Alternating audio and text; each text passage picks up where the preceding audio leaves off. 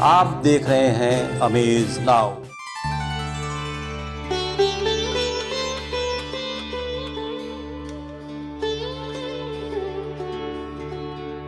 हमारी भारतीय परंपरा और संस्कृति का दर्पण है भारतीय त्यौहार। भारतीय समाज का एक महत्वपूर्ण अंग है कायस्थ वर्ग। कार्तिक माह शुक्ल पक्ष की द्वितीया के दिन कायस्थ समाज भगवान श्री चित्रगुप्त की प्रतिमा को सामने रख कलम दवात की पूजा करते हैं। यही नहीं, आज के ही दिन भारतीय मूल की समस्त नारियां अपने भाई के स्वास्थ्य और लंबी उम्र की कामना के साथ भाई दूज का व्रत पूजा करती हैं। कहते हैं कि श्री ब्रह्मा से महाराज चित्रगुप्त का उद्भव हुआ, जो सुंदर काया के साथ साथ हाथों में कलम दवात और पत्रिका के साथ प्रकट हुए और उन्हें ब्रह्मा जी से वरदान मिला।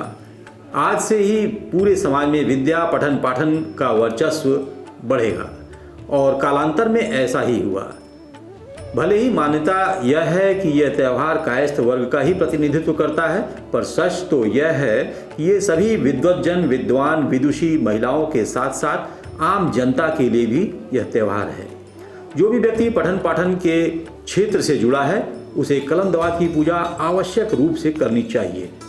युग पिता ब्रह्मा जी की काया से उत्पन्न होने के कारण इनके कुल को कायस्थ कहा गया और हर किसी को हृदय में विराजमान होने के कारण इन्हें चित्रगुप्त की संज्ञा दी गई। श्री चित्रगुप्त में सत, रज, तम ये तीनों ही गुण विद्यमान हैं। धर्म भारत की संस्कृति और समाज का मूल रहा है, जिसमें देवी देवताओं का स्थान सर्वोपरि है। हमारे हिंदू धर्म में अलग अलग अवसर पर अलग अलग देवी देवताओं की पूजा का विधान है। ऐसे ही भगवान से चित्रगुप्त हैं, जिनका साल में एक बार पूजन अर्चन पूरे विधि विधान, श्रद्धा, विश्वास के साथ किया जाता है। कार्तिक शुक्ल पक्ष की द्वितीया के दिन यह पूजा की जाती है। आज मैं आपको उन भगवान के बारे में बताता हूँ जिनके बारे में स्वामी विवेकानंद जी ने कहा था कि इनको पूजे बिना ब्राह्मणों तक को मुक्ति नहीं मिलती। श्री चित्रगुप्त भगवान, जिनका निवास यमपुरी में होता है, इस ब्रह्मांड के पहले न्यायाधीश जो पूरे सभी मनुष्यों के पाप पुण्य का लेखा जोखा रखते हैं। उनसे निकले सभी पुत्रों को कायस्थ कहा जाता है। ये कायस्थ धरती पर अनेक जगह बिछड़े हुए हैं और ये अपनी कलम दवात पूजा करते हैं अपने इष्ट देवता श्री चित्रगुप्त भगवान के लिए। इस पूजा को करने मात्र से सारे पाप मिट जाते हैं और वे सबसे दुर्लभ लोक श्री हरि के वैकुंठ लोक को पहुंच जाते हैं। चित्रगुप्त भगवान का पूजा आज के दिन कायस्थ परिवार में, समाज में हमेशा से होता रहा है। चित्रगुप्त भगवान का उद्भव भगवान ब्रह्मा के तपस्या करने के उपरांत जो भगवान ब्रह्मा जी के हृदय में निवास करते थे, वह उनके चित्त से, अंदर से, हृदय से साक्षात प्रकट हो गए और प्रकट होने के बाद उनके हाथ में जो उनका स्वरूप था, कलम दावात सुंदर काया लेकर के वो पैदा हुए। तो ब्रह्मा जी ने पूछा कि हे भगवान, आप कौन हैं और कैसे हमारे सम्मुख प्रकट हुए। चित्रगुप्त भगवान ने ब्रह्मा जी से कहा कि मैं आपके हृदय में सदैव से रहता रहा हूँ, रहता रहूँगा। आज आपकी तपस्या से प्रसन्न होकर मैं आपके सामने प्रकट हो गया। अब आप बताएं कि मेरा कार्य और मुझको प्रकट करने का आपका उद्देश्य क्या है। ब्रह्मा जी ने चित्रगुप्त भगवान से कहा कि आपके हाथ में कलम है, दावात है, इससे लेखनी का प्रारंभ होता है, विद्या का प्रारंभ होता है। आप ही के द्वारा वेदों की रचना होगी, आप ही के द्वारा समस्त शास्त्रों की रचना होगी। लोगों के अंदर लिखने, पढ़ने, ज्ञान विज्ञान का उद्भव होगा। समाज आगे बढ़ेगा तथा आप जो है अगर अमर रहेंगे, आपका परिवार बढ़ेगा। परिवार में आज कायस्थ कुल में जो भी लोग पैदा होते हैं वह अपने को कायस्थ कहते हैं। वह भी कहते हैं कि चित्रगुप्त भगवान ने हमको काया से प्रकट किया, अपने उदर से प्रकट किया और हम लोग उनके वंशज हैं। जितने भी लोग पढ़े लिखे हैं समाज में, वह किसी भी जात वर्ग धर्म के हों, उनके लिए यह कलम देवात का पूजा और यह चित्रगुप्त भगवान की पूजा अद्भुत है।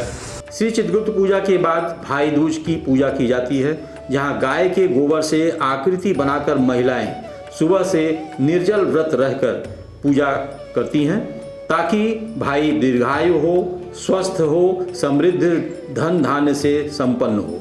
मान्यता यह है कि आज के दिन यम अपनी निज बहन यमुना से मिलने उसके घर पहुंचे। बहन यमुना ने तिलक लगाकर उनका स्वागत किया, सत्कार किया।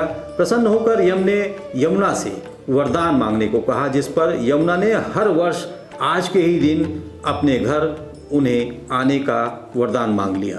तभी से यह परंपरा चल पड़ी और आज के दिन को यम द्वितीया भी कहा गया। सभी भाई आज के दिन बहन के घर पहुंचकर बहन से तिलक लगवाते हैं। बहन द्वारा उन्हें चना, सुपारी, मेवा, मिष्ठान, फल इत्यादि ग्रहण कराया जाता है। इस दौरान बहनें भाई के लंबी उम्र और स्वास्थ्य की कामना करती हैं। सभी भाई अपनी बहनों के घर पहुंचकर उसके हाथ का बना हुआ भोजन ग्रहण करने के उपरांत उन्हें दक्षिणा देकर विदा लेते हैं।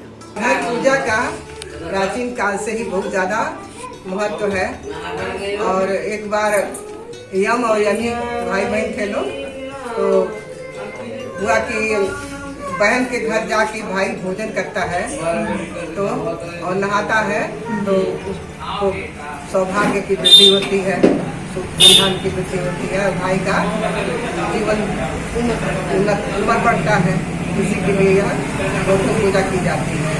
बहनें व्रत करती हैं और व्रत करती हैं और भोजन पूछने के बाद आरती सब करने के बाद तब जो है बहनें अपने भाइयों को बहुत प्यार करती हैं, इसलिए साल में एक दिन गाली देना जरूरी होता है, गाली दे करके फिर उनको आशीर्वाद देना जरूरी ताकि लड़ाई झगड़ा होता रहे।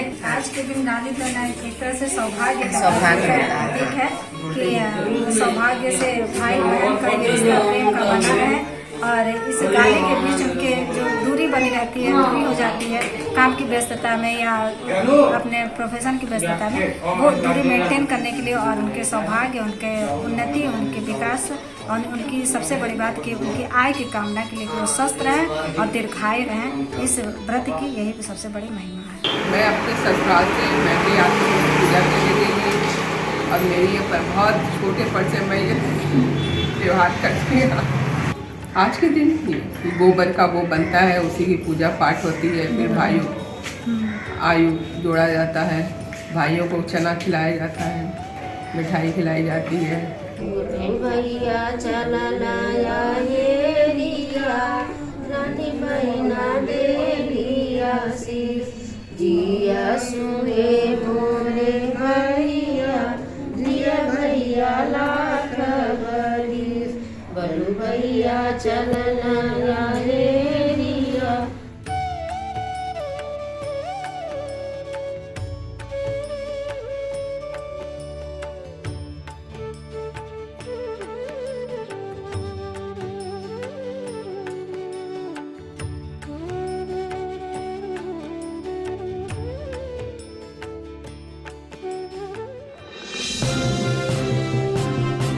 आप देख रहे हैं अमेज नाउ।